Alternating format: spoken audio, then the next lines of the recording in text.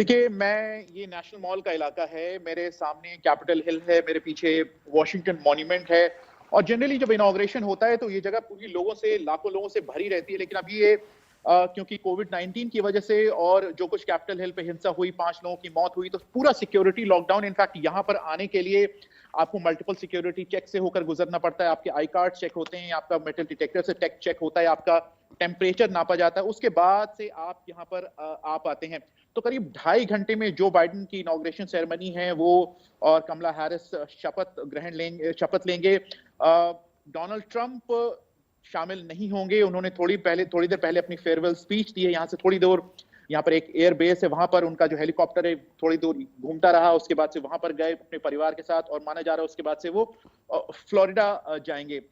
आज जो पहला दिन है, माना जा रहा है कि उसमें कम से कम दर्जन भर जो है एग्जीक्यूटिव ऑर्डर्स साइन करेंगे। जो बाइडेन जिस तरह से कोविड-19 से लोग परेशान हैं, लोगों की नौकरियां चली गई हैं, घरों से उनको निकाला जा रहा है, तो एक एविक्शन ऑर्डर्स जो मिला है उस पर रिलीफ देने की बात है। इसके अलावा पहले 100 दिनों में उन्होंने लोगों से कहा है कि मास्क पहने। जो फेडरल प्रॉपर्टीज हैं वहां पर मैंडेट किया जाएगा कि लोग मास्क पहने। इसके अलावा जो पेरिस क्लाइमेट डील हुई उससे डोनाल्ड ट्रंप बाहर निकले, वापस लाने की बात हो रही है।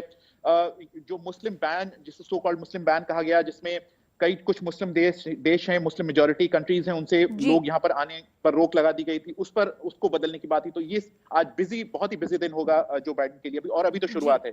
पर ये जो ये वॉशिंगटन डीसी बीबीसी संवाददाता विनीत खरेपा से। विनीत, बताइए कि बाइडेन के लिए सबसे बड़ी चैलेंज क्या रहेगी शपथ विधि के बाद?